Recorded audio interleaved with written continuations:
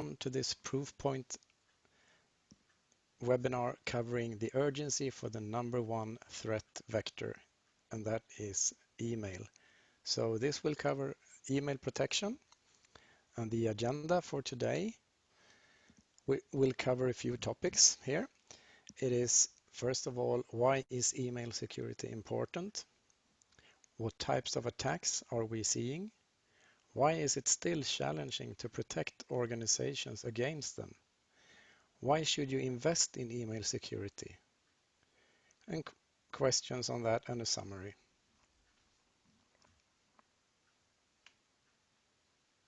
So first of all, why is email security important? Well, if you have joined our previous or other webinars, you might have heard already that 94% of all breaches start with an email. And that is a fact. And this comes from various different kinds of reports, official reports. So this is not something that has been made up by Proofpoint. This is a true fact, how it is today. Hackers, they have been starting to direct their efforts at people and not the infrastructure. As an example, many years ago, like 10 years ago maybe, or even 15 years ago, or maybe even 5 years ago, it doesn't really matter. The attacks were more likely to be, they were trying to look for vulnerabilities in different kinds of firewalls, in routers, in switches, in IDS systems, and so on. This is very time consuming for the hackers to do it that way. And what they have realized is that it is a lot easier to actually craft a very good email that seems to be from someone that you rely on or you work with. So that is a very easy way to get access into a system, because email is still the vector that is the most open vector into an organization. And it has in fact become one of the favorite ways of hacking, if we should use that term, hacking. And the traditional solutions that we have today, they are not enough. They don't suffice. And with the shift towards the cloud, the business vulnerabilities increase, because now you are not only protecting your on-prem gateways.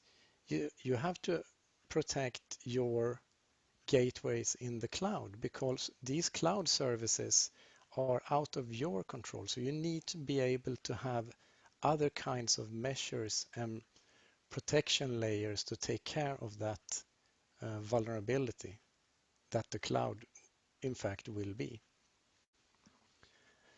And another very important thing is that security teams, they cannot keep up with the growing number of incidents and alerts. You can ask just about any SOC or incident responder, and you will see that this is an extremely stressing fact, that these numbers of emails that are coming in that needs to be taken care of, which are suspicious in one way or another, they overwhelm most security teams today. And the motivation behind this, well, it is a very lucrative business for these attackers. FBI made an estimation based on previous statistics and data and a forward-looking prediction that around $26 billion is in direct correlation towards email fraud and so on. And that is, when we say email fraud, this means business email compromise and enterprise account compromise, or email account compromise. But we are mostly focusing on enterprise here today. And 86% of all organizations have experienced some kind of BEC attack in 2019. That's a very high number. And we also for a fact know that we have seen more than 166,000 incidents in 2019. So what types of attacks are we seeing? Well, the most obvious ones are credential phishing, spear phishing, malware, particular kind of malware like ransomware because it affects the organization in a different way. We see business email compromise, email account compromise, malicious attachments, PowerShell scripting, and so on. We see here on this screen some examples of this. So why is it still challenging to protect organizations against them? Well, as you can see, email comes in different forms here. We have corporate email, we have personal webmail, we have cloud apps, we have the web where links lead to, and we have the supply chain. So in these different forms, uh, becomes very hard and complex and difficult to prevent it because you need to take care of all these different kinds of vectors. And the attackers, they are not on the lazy side. They will try to figure out one way or another how to get into the organization. They might start with, for instance, sending an email and asking for you to enter your credentials somewhere or send them this document or that data that they need. They are pretending to be someone that you know already. And sometimes they even say, okay, no, I can see I don't get this email from you because the document is blocked. Can you send it through your personal email account? They always try to find a different angle and how to attack people.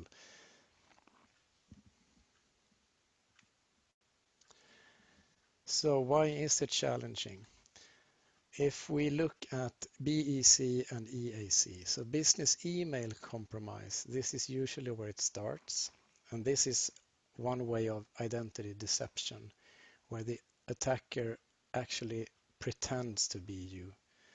And they can use this in various ways. It could be through domain spoofing, or through display name spoofing, or with lookalike domains. As an example, let's say that you have proofpoint.com, but you register a domain which says Proofpoint but spelled with 2 zeros instead. So for the quick look of that, it looks like it comes from Proofpoint, as an example. The next step is where they actually have become you, and that is the email account compromise. And this is the real technical compromise because in this case, they have compromised their account. They have gotten hold of your credentials. So now they are in fact you. So every email that they send out is actually coming from you. So it looks like you is sending that email. They can do this in various ways. They can use brute forcing with password spraying. They can use phishing and sometimes also malware that will be usually a downloader or something like that. So, but it always starts with some kind of identity deception in one way or another. And once they have your credentials and they have compromised your account, it's very, very easy for them to not only spread internally, laterally, with internal phishing to gain further access into the various um, stakeholders in the company, but they can also send out through the supply chain to your sub-vendors or your customers and things like that. And it looks like the email is coming from you. And they can also use this for data exfiltration, of course. That is a quite obvious way as well. And this is really complex, and it's really the way we need to look at things from a people perspective, where we see that the reason why they are doing this is because it's easier to try and lure someone or fool someone for them to gain access into the account and then act on your behalf. So why invest in email security? Well, the first and foremost reason is to reduce risk, because email is still the number one threat vector. So the best, fastest, and cheapest way of protecting it is to spend on the email protection part. Second thing, visibility. To gain that understanding and visibility and have the possibility to do reporting, so you have an understanding of who are your very attacked people in the organization, and then thereby also take some kind of security measures towards that. And that always ties into the users. So once you know who are those attacked people, who are vulnerable, who have privileged, and so on, this is when you can actually start doing something really meaningful. Third one, operational impact. What we have learned is that SOC teams or incident responders spend an average of between 40 and 60% of their time on incidents that have started with an email. So if we can provide some kind of better effectiveness, that would be the best remedy for the abundance of these alerts. And of course, that also means that it will relieve the team and the user, but it has a huge impact on the security architecture. So just spending a little more on the email side will give you a great benefit at the end. We can look a little bit from a different perspective here, how the solutions from Proofpoint works. So on the left-hand side here, we have the incoming emails. And on this particular slide, this is from a real example, by the way, but obviously these are anonymized results, but the numbers are correct from that. So 23.6 million emails coming in. We see that just by IP reputation, we stop some of them. And then we have different kinds of signatures and feeds and different kinds of classifiers that we're using in the system, such as phishing, antivirus, anti-spam, imposter classifications, bulk email classification, and so on. So we filter them one by one, and then we come in to the more targeted threats that we see. And this is where we utilize TAP, as we have mentioned earlier, where we do attachment detonation, and we can sandbox them and see how they actually behave, and we can block them based on that. We can also do URL rewriting and URL detonation, and not only do we rewrite URLs and sandbox the URLs at the time of delivery, we check that every time a user click on that email. We check it again and again and again, because it's quite common that many URLs become weaponized after they have been delivered. So once they are being delivered, they are perfectly fine, they are non-malicious, but in a few hours later, or maybe a few days later, they have become weaponized. So it's really important that we have this full tracking and do blocking based on the time when the user actually clicks on that link. So on the final side, right side here we can see that out of those 23.6 million emails, 1.9 million emails were actually delivered. So this workflow here from left to right shows you how this very effectively blocks various kinds of threats.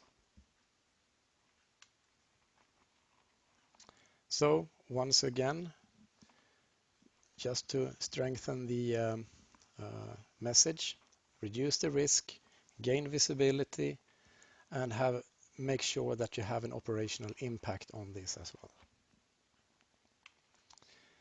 One of the very key things to gain visibility is what we will gain through our VAP reports, or the Very Attacked People reports. This is what you will get from the TAP dashboard, utilizing the TAP platform, where we see the users, what they are working with, what role they have, what attack index they have. We can see the breakdown here through different threat families. And as you can see on this slide, some of them are attacked in different ways.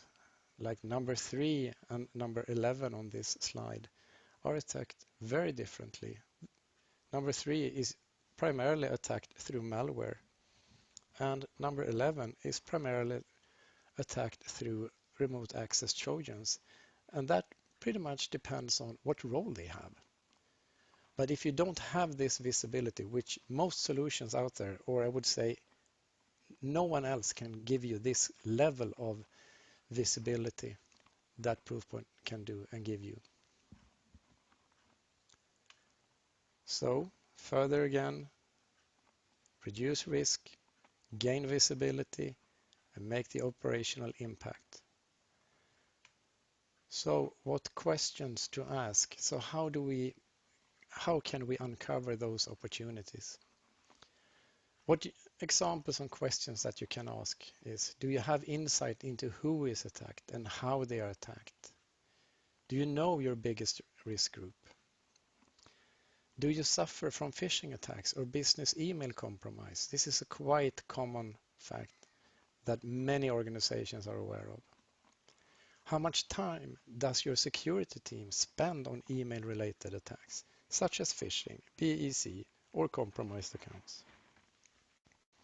What risk does your organization run if an email attack reaches your users through your current solution? And what would be the next steps? The first step would most likely to offer some kind of security assessment or give a demo. This will show really impactful measurements on the data that we can get. You can also reach out to Proofpoint sales reps for support. And please remember, do your deal reg.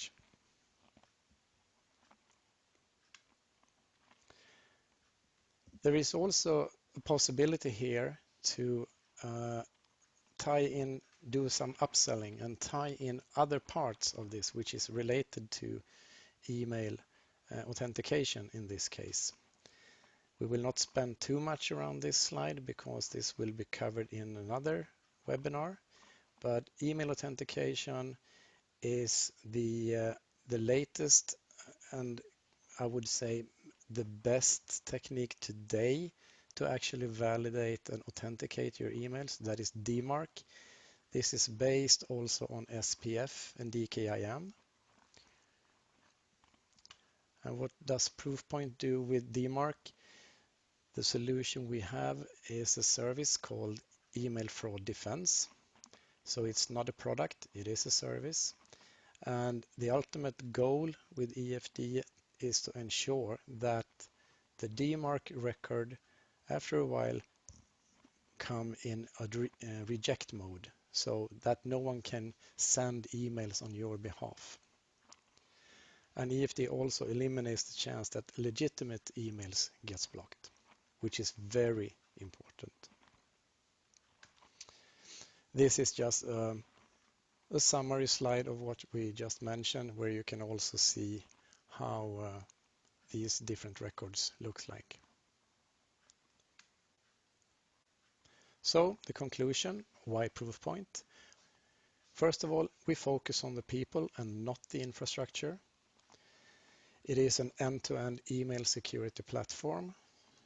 It is today the most effective solution, and it is products that actually works.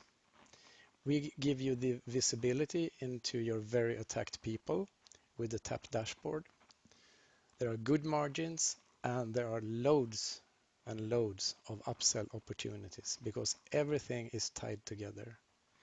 We see also that the customer satisfaction renewal rate is more than 90%.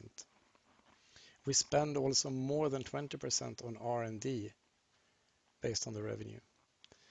And it's the fastest growing solution within the Fortune 100 and 200 and Fortune 1000 and 2000.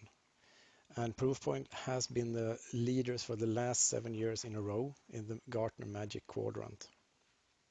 And by that, I thank you for attending today's webinar and hope to see you again.